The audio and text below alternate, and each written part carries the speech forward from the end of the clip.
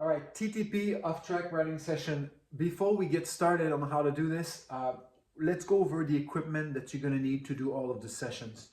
First, you're gonna need a measurement wheel. Very important. On all of the sessions that you're gonna do, you're gonna see that sometime, whether I'm gonna ask you to do a bunny hop or a manual, it's gonna be at all different placement. All that has a very important purpose for you to progress in BMX. You're gonna need two cone. All right, we're gonna have a bunch of manuals to do, and it'll be important for you to mark your distance. Then you are going to need two bunny hop stand. On your scorecard, I made you build one bunny hop stand to do your PR with. On this session, we're gonna need two of those. So you're gonna have to build yourself a second bunny hop stand so that you can use it for all of those sessions. You're going to need a 10-inch box or a one-man gate so that you can start accurately. If you do have a one-man gate, I recommend that. Use it. If you don't, use the box. It has to be 10-inch high so that you can start properly. And then as a recommendation, not mandatory, but as a recommendation, you can have timer. If you do have them, I will teach you further in the video how I want you to use them.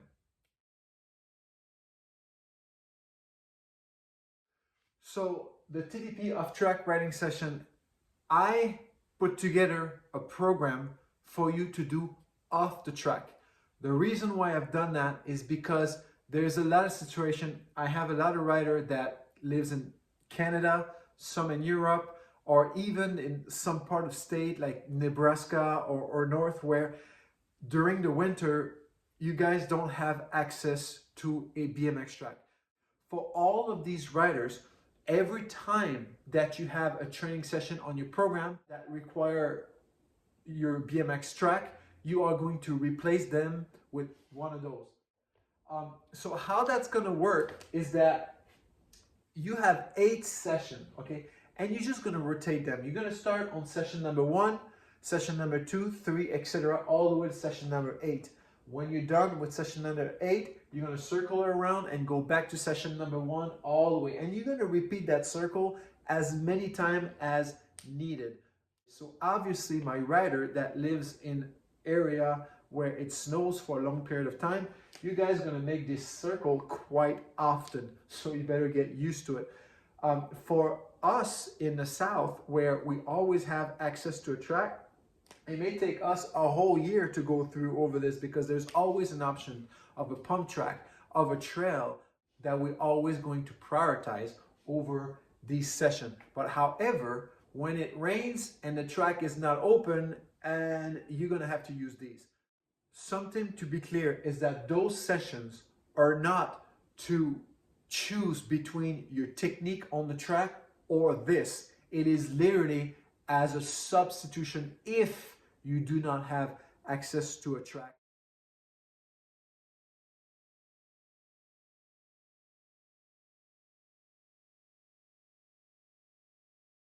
Those sessions may not have any jump and may require anything straight out of the parking lot. And they may also only be a substitution to replace a track and so on and so on. However, they're extremely valuable. It's going to teach you a proper foundation on your bike. It's quite a workout, and obviously all the work that you are going to do on those sessions will automatically transfer on the track. So in other words, for my rider that lives up north, instead of declining all winter and then when the track reopen, have to spend a month or two to get back in shape and constantly having that low high peak every time it's winter, summer, what's going to happen is that you're going to train all summer long and progress. During the winter, instead of going down again, you're going to stay where you're at. Or actually, I would challenge you that perhaps you even progress on your scorecard so that by the time you come back to your season, while everybody around you is rusty, you are going to be right in shape, ready to progress even more again. So that's going to be extremely beneficial for you. So use these sessions well, take them seriously, and good luck with that.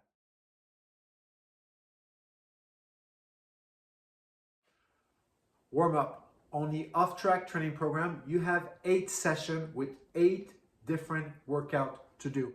Obviously, each of these workouts, before you do them, you have to warm up properly. For all of those 8 sessions, I would like you to do this particular warm-up. It shouldn't take you too long, but there is a purpose to it. So we're going to start with a stretch. Then you're going to do 2 manual attempts with the right foot forward, 2 manual attempts with your left foot forward, again 2 manual attempts with your right foot forward, and another 2 manual attempts with your left foot forward. So 8 attempts total, right? Same thing with the bunny hop.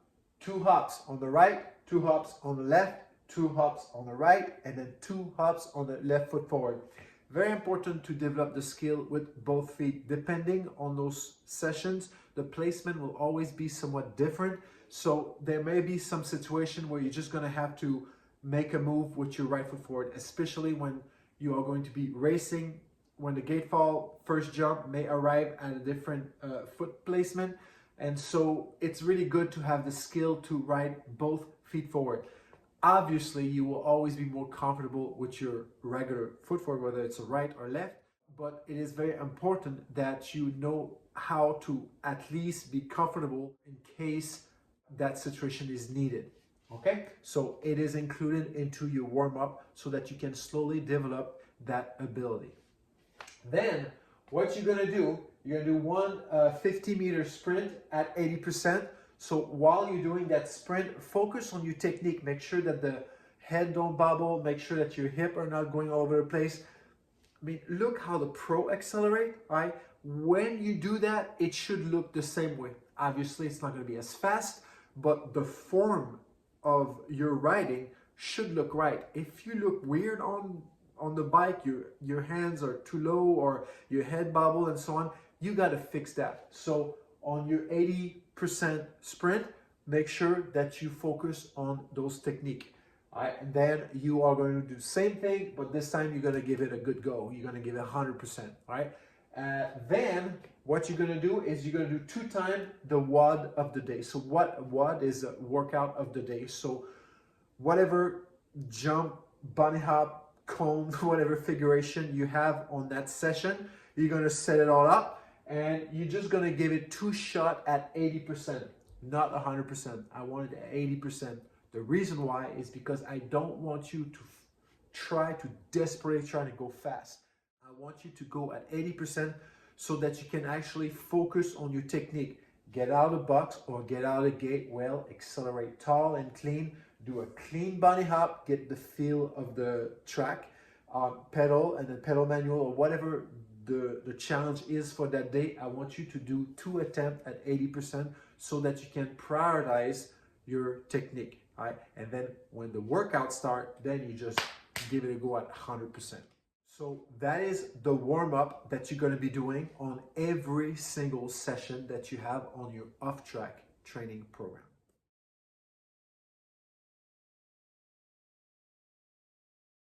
So let's talk about the session for a little bit. Some of the sessions on your program are actual benchmark and some of them are just workout. The difference between the two is that every time that it says that your session is a benchmark is that you're going to have to document the actual result that you get out of this. Every time that you're going to circle around the 8th session, you are going to try to beat your record from the previous time you did it.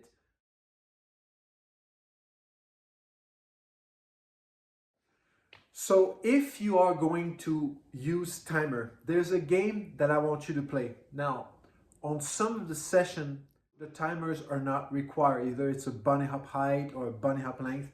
But on a lot of other workout, they are literally 15 set to do. If you are going to try to use your timer, here's what I want you to do. This is the game that I want you to play if you do use your timer. We're going to pretend that this is a huge race, all right? Usually on big races, riders often race open, they often race cruiser, and they also race the class bike, all right? So you're going to have 15 reps total, and we're going to pretend that you race these 3 classes.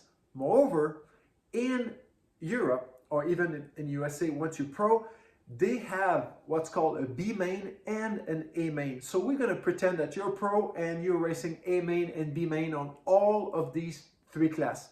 So this is how it's going to work. You're going to be recording all your time on your set number 1, your set number 2, etc., all the way to your set number 9.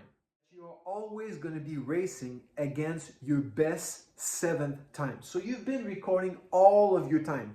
Take the best 7 and then you are going to try to do your semifinal.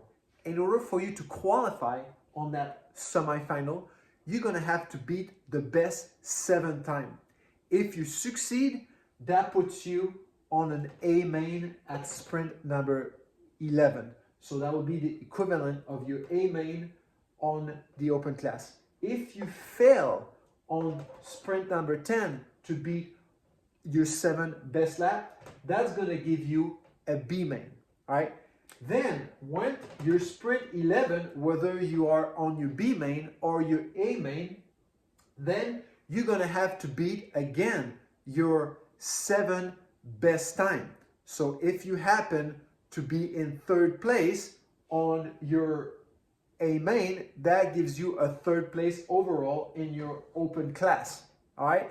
And if you happen to, let's say you beat all of your time, all of your best 7 time on your B main, that would put you in a 9th place. So at the end of the game in your open class, you either did, let's say, that 9th place or you end up with your 3rd place.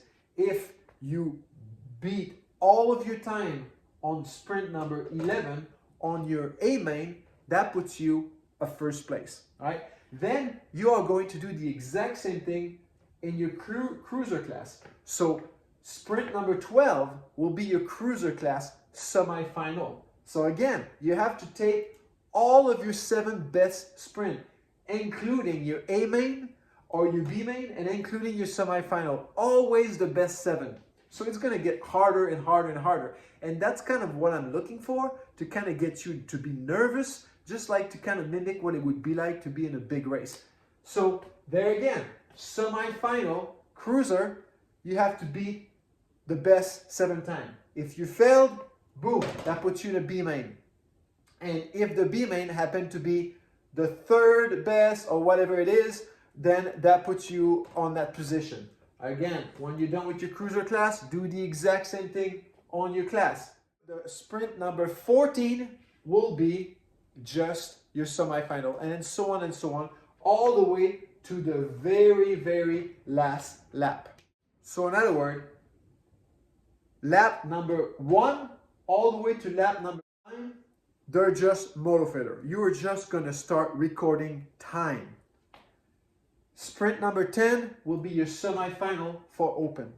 Sprint number 11 will be your main event or your B main for your open class. Sprint number 12 will be your semifinal for your cruiser class.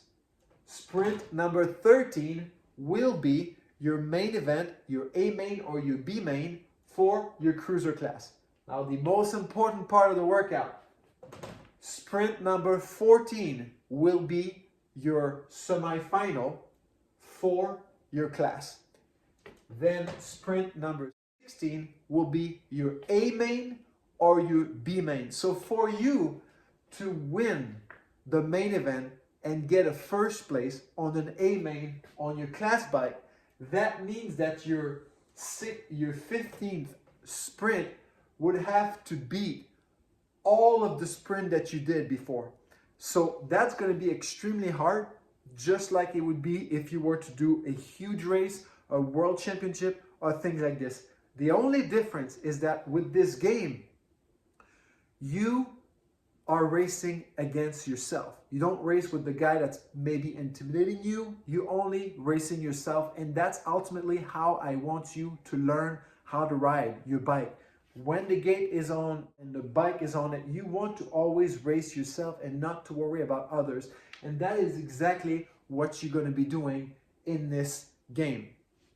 The other thing is that you're going to have a lot of pressure, because if you happen to be on your, let's say, semifinal class or something, if you hit the bar If you miss your bunny hop and hit the bar, that happens to be a crash. Well, that puts you in the last place, so you have not qualified. So there's not a second shot. You cannot say, oh wait, I missed it, let me try this one again. No, that's it. You've missed it. And it's kind of harsh, but you know how BMX is. I don't think that USC BMX or UCI or the FFC, if you miss your main event gate, they're not going to give you another shot to try to do it again. So it's a lot of pressure.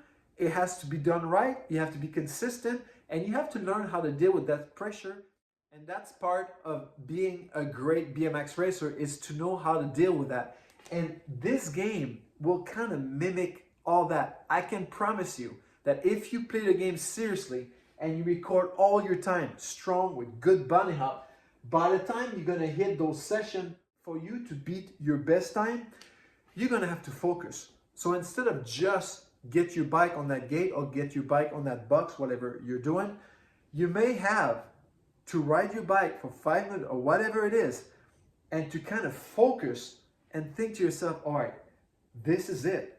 Like, I have to have access to my maximum potential. This has to happen right now. So when you're going to put your bike on that box or on that gate, you're going to have to go full focus to try to beat yourself on all of the others sprint that you've done, or else you don't qualify into your main, or even further, you don't win your main, or you don't win your B main, and so on and so on. So that is the game that I want you to play if you were to have timer.